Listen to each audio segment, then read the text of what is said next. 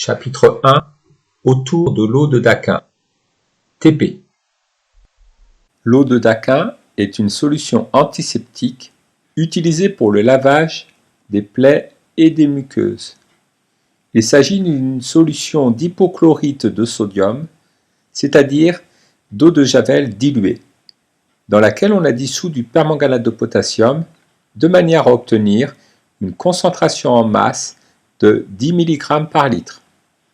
On trouve aussi dans l'eau de Daquin du dihydrogénophosphate de sodium dissous. Parmi toutes ces espèces chimiques, seuls les ions permanganate sont colorés et donnent à la solution cette teinte violette assimilable au magenta. Dans un premier temps, on va montrer qu'une solution de permanganate de potassium de couleur magenta absorbe dans le verre. On dispose d'un système dispersif tel qu'un réseau ou un prisme, d'une source de lumière blanche munie d'une fente, d'une cuve, d'une solution de permanganate de potassium et d'un écran blanc. Expliquez à l'aide de schémas l'expérience que vous pourriez effectuer pour montrer que la solution de permanganate de potassium absorbe dans le verre. De la lumière blanche est envoyée sur une fente, elle traverse la cuve contenant la solution de permanganate de potassium. La lumière transmise est analysée grâce à un réseau ou un prisme et on observe le spectre de la lumière transmise sur l'écran blanc. On peut utiliser à gauche un réseau à 600 traits par millimètre. C'est une plaque de verre sur laquelle on a gravé 600 traits sur 1 mm et ceci sur toute la surface de la plaque. Et une boîte à pétri contenant le permanganate de potassium. On utilise un rétroprojecteur comme source de lumière blanche. On pose sur le rétroprojecteur 2 morceaux de carton afin de faire une fente. La lumière du rétroprojecteur traverse la solution de permanganate de potassium, puis elle traverse le réseau. Cette lumière transmise par le permanganate de potassium est analysée, elle est décomposée, elle est dispersée par le réseau et on observe le résultat à l'écran. Nous observons en bas à droite le spectre de la lumière blanche incidente. Toutes les radiations y sont présentes. Et en haut, à droite, nous observons le spectre d'absorption, le spectre de la lumière transmise par la solution de permanganate de potassium. Nous y voyons que les radiations vertes y sont absentes. Elles ont été absorbées par la solution de permanganate de potassium qui agit comme un filtre.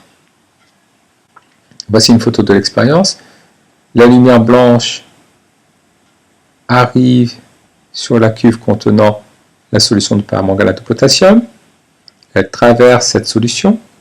La lumière transmise arrive ensuite sur une fibre optique. Elle est guidée par la fibre optique jusqu'à un système dispersif.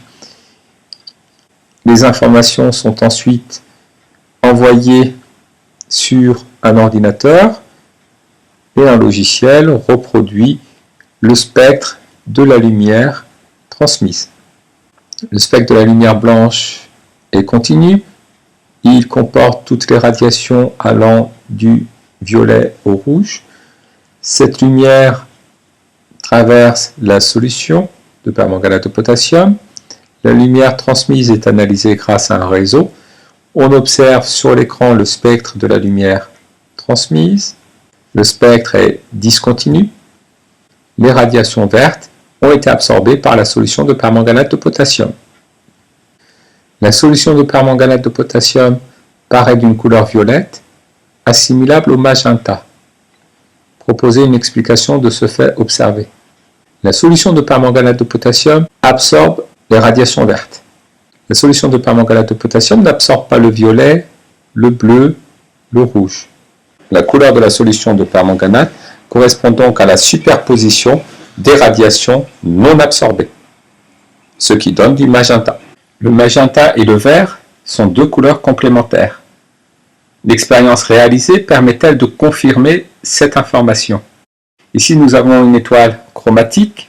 Deux branches opposées correspondent à des couleurs complémentaires, c'est-à-dire qui, lorsqu'elles sont additionnées, donnent du blanc. En synthèse additive, le bleu et le jaune donnent du blanc, le magenta et le vert donnent du blanc, le rouge et le cyan donnent du blanc. Le magenta et le vert sont des couleurs complémentaires car leur superposition en synthèse additive donne du blanc. La lumière blanche arrive sur la solution de permanganate de potassium qui peut être assimilée à un filtre magenta, c'est-à-dire qu'il retient les radiations vertes. La lumière qui a traversé la solution ne contient plus les radiations monochromatiques vertes. Si on redonne à cette lumière les ondes lumineuses monochromatiques vertes, par synthèse additive, on va retrouver de la lumière blanche.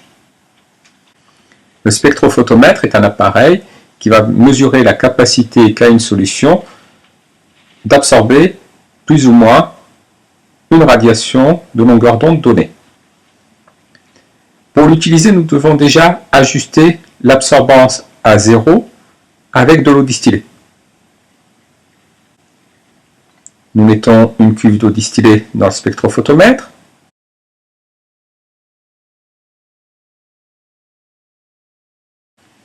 Le spectrophotomètre va envoyer tour à tour des radiations dont la longueur d'onde est comprise entre 400 et 800 nanomètres. Et pour chacune de ces radiations, il va ajuster l'absorbance de la solution à 0. Une fois que cela est fait, nous allons placer la solution de permanganate de potassium dans la cuve du spectrophotomètre et nous allons réaliser un balayage spectral. C'est-à-dire que le spectrophotomètre va envoyer des radiations monochromatiques dont la longueur d'onde est comprise entre 400 nanomètres et 800 nanomètres à travers la solution de permanganate de potassium, mesurer l'intensité de la lumière transmise et celle de la lumière incidente, et en déduire l'absorbance de la solution pour ces différentes radiations. Il va ensuite tracer la courbe spectrale représentant l'absorbance de la solution en fonction de la longueur d'onde des radiations utilisées.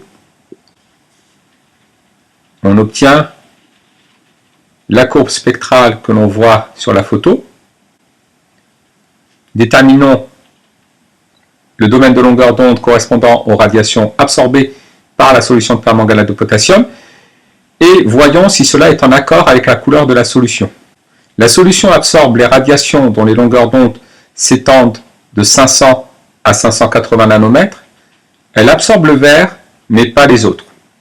D'après l'étoile chromatique, la couleur de la solution est donc le complémentaire de celle qui a été absorbée, donc le complémentaire du vert, à savoir le magenta. Nous allons effectuer un contrôle de qualité pour vérifier la concentration en masse en permanganate de potassium dissous. La masse molaire du permanganate de potassium est 158 g par mol.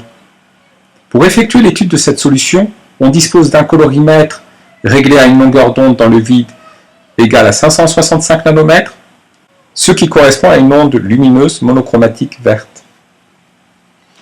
Lorsqu'on place une solution colorée dans la cuve du colorimètre, on peut sélectionner une radiation de longueur d'onde donnée. Le colorimètre compare l'intensité de la radiation lumineuse incidente et celle de la radiation lumineuse transmise par la solution colorée. Ainsi, il va calculer l'absorbance de la solution pour cette longueur d'onde donnée. Nous allons étudier avec le colorimètre la loi de Beer-Lambert qui relie l'absorbance à la concentration en masse de l'espèce colorée, ici le permanganate de potassium.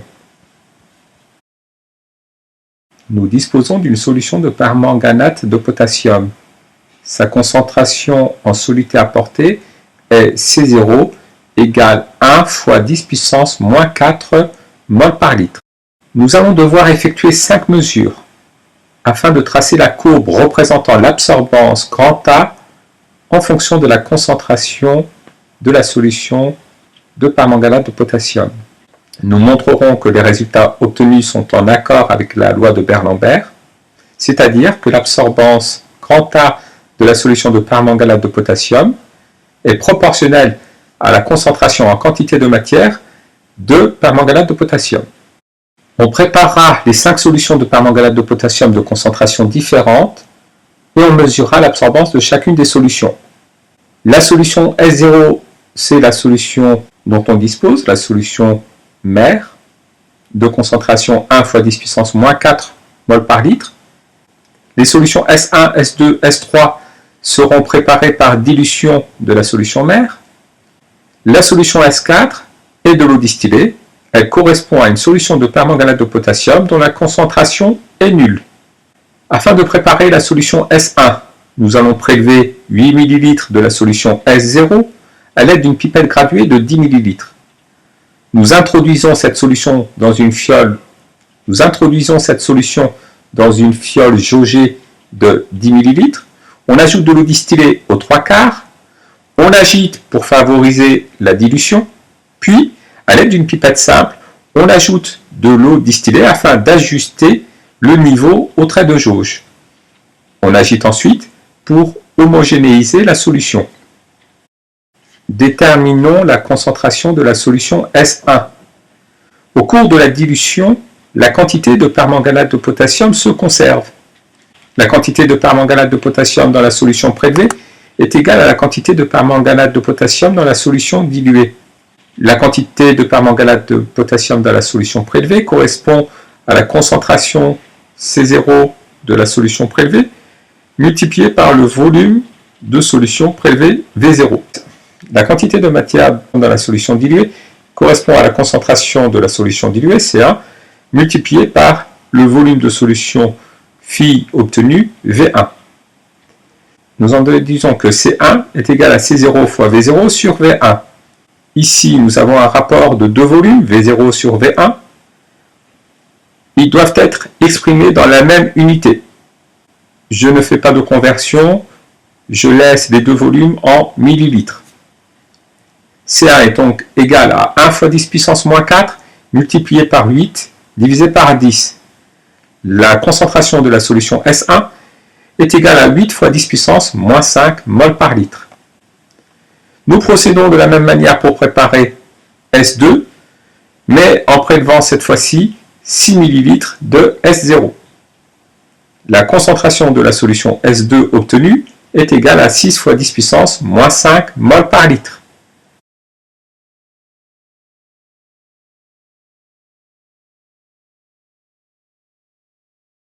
Pour préparer la solution S3, nous procédons de la même manière, mais cette fois-ci en prélevant 3 ml de la solution S0. La concentration de la solution S3 obtenue est égale à 3 fois 10 puissance moins 5 mol par litre.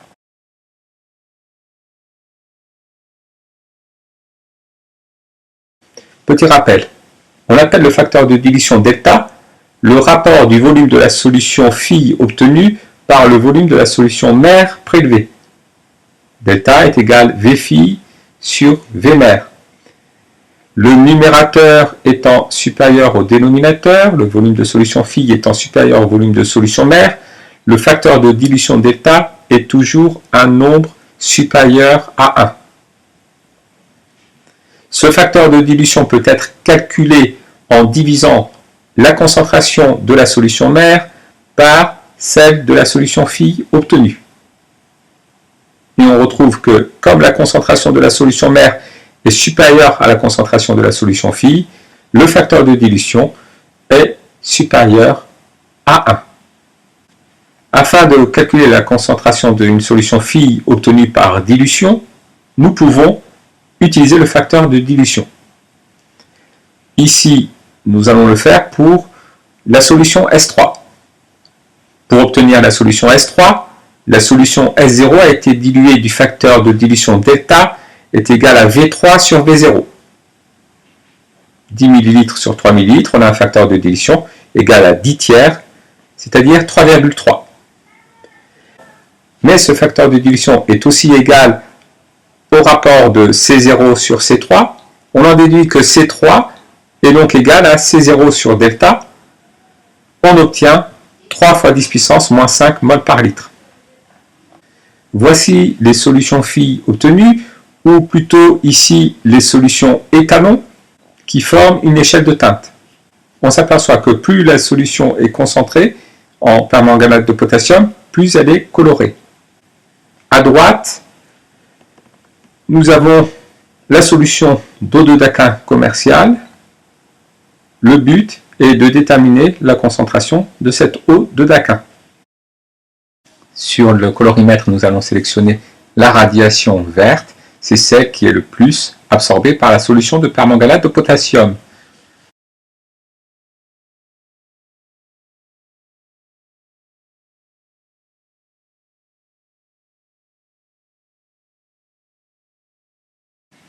Nous allons mesurer l'absorbance des différentes solutions étalons. Pour cela, nous allons d'abord effectuer le zéro. Le zéro s'effectue à l'aide d'eau distillée. Nous plaçons la cuve d'eau distillée dans le colorimètre. Nous remettons le capuchon par-dessus. Et nous appuyons sur le zéro, afin que l'absorbance de la solution d'eau distillée soit égale à 0. Si elle n'est pas égale à 0, je retrancherai cette valeur à toutes les autres absorbances. Une fois le 0 effectué, nous plaçons la cuve contenant les différentes solutions étalons dans le colorimètre, nous remettons le capuchon et nous lisons l'absorbance de la solution.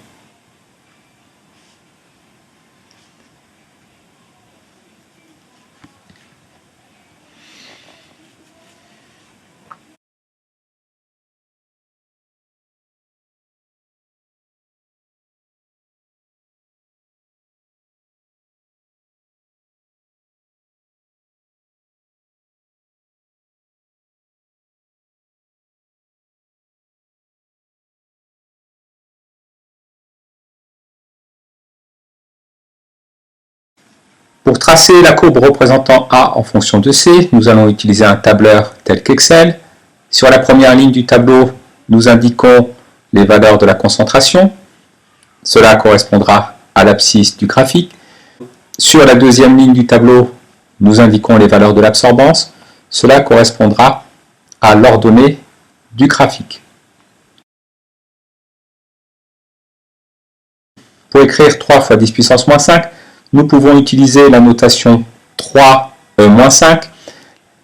1-5 sur Excel ou sur les logiciels tels que Python ou encore sur la calculatrice signifie 10 puissance moins 5. Alors vérifions-le. Si j'écris 2-1-5, le logiciel formate la cellule en notant 2,00-5. Cette valeur de concentration, on peut la rentrer autrement. On va faire un calcul. Donc pour faire un calcul, rentrer une formule, on met un signe égal. Égal 2 fois 10, puissance moins 5. Pour faire la puissance, on appuie sur l'accent circonflexe. Donc 2 fois 10 puissance moins 5. Lorsque je fais entrer, le logiciel formate la cellule et note 2E-5. Si je note cette valeur en notation décimale, 0,00002, là encore, le logiciel formate le nombre ou la cellule en notant 2E-5. Attention, cette notation de puissance de 10 avec la lettre E n'est pas à utiliser sur une copie. Sur une copie, on écrit bien 2 fois 10 puissance moins 5 et non pas 2E-5.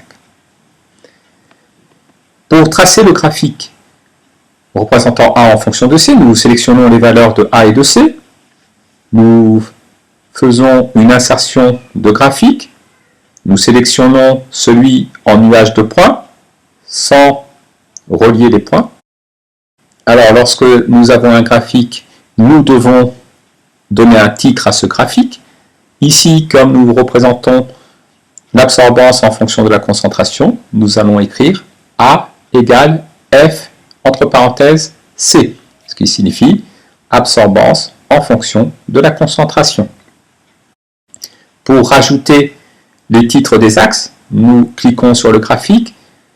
En haut à droite du graphique apparaît un signe plus qui va nous permettre de choisir les éléments du graphique.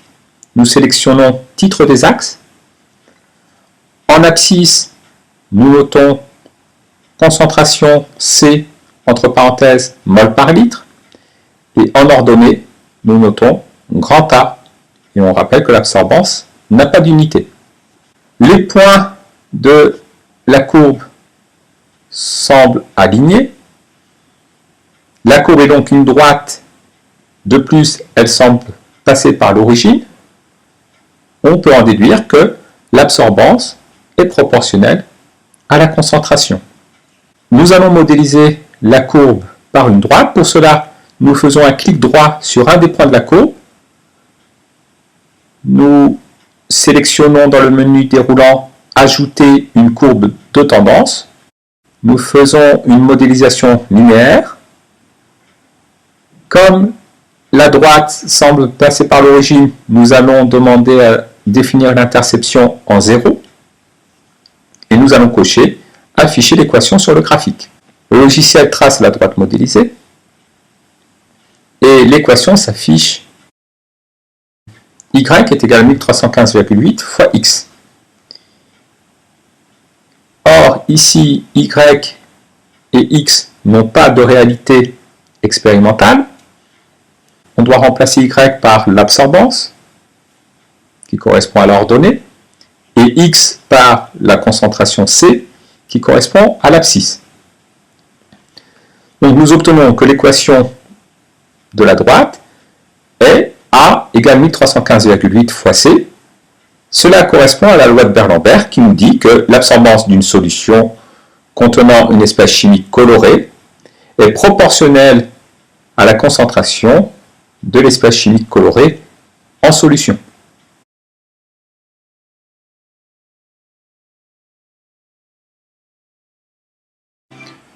On dispose d'une solution d'eau de Daquin. En utilisant le graphe, vérifiez que la concentration en ion permanganate est correcte.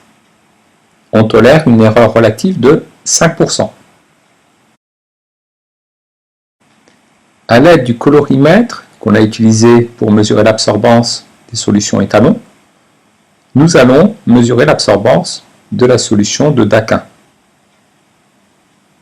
Nous obtenons une absorbance égale à 0,09. À l'aide de l'équation correspondant à la loi de Beer-Lambert, absorbance est égale à K fois la concentration en permanganate de potassium. Nous déduisons la concentration de permanganate de potassium dans l'eau de Daquin en divisant l'absorbance de l'eau de Daquin par le coefficient de proportionnalité K. 0,09 divisé par 1315,8, cela nous donne 6,8 fois 10 puissance moins 5 mol par litre. Calculons la concentration en masse correspondante. La concentration en masse en permanganate de potassium, c'est la masse de permanganate de potassium divisée par le volume de solution. La masse de permanganate de potassium peut s'obtenir en multipliant la quantité de matière de permanganate de potassium par la masse molaire du permanganate de potassium. Nous reconnaissons le rapport quantité de matière divisé par le volume de solution qui correspond à la concentration en quantité de matière de permanganate de potassium. Ainsi, la concentration en masse de permanganate de potassium dans la solution est égale à la concentration en quantité de matière de permanganate de potassium multipliée par la masse molaire du permanganate de potassium, à savoir 6,8 fois 10 puissance moins 5 multiplié par 158, c'est-à-dire 11 fois 10 puissance moins 3 grammes par litre, ou encore 11 mg par litre. L'écart relatif avec la valeur indiquée par le fabricant est égal à la valeur absolue de la différence entre la concentration indiquée par le fabricant et celle obtenue expérimentalement divisée par la concentration indiquée par le fabricant. Valeur absolue de 10 moins 11, cela nous fait 1, divisé par 10, 0,1. L'écart relatif entre la concentration obtenue expérimentalement et celle indiquée par le fabricant est de 10%. Elle est supérieure à l'erreur limite autorisée, c'est-à-dire 5%.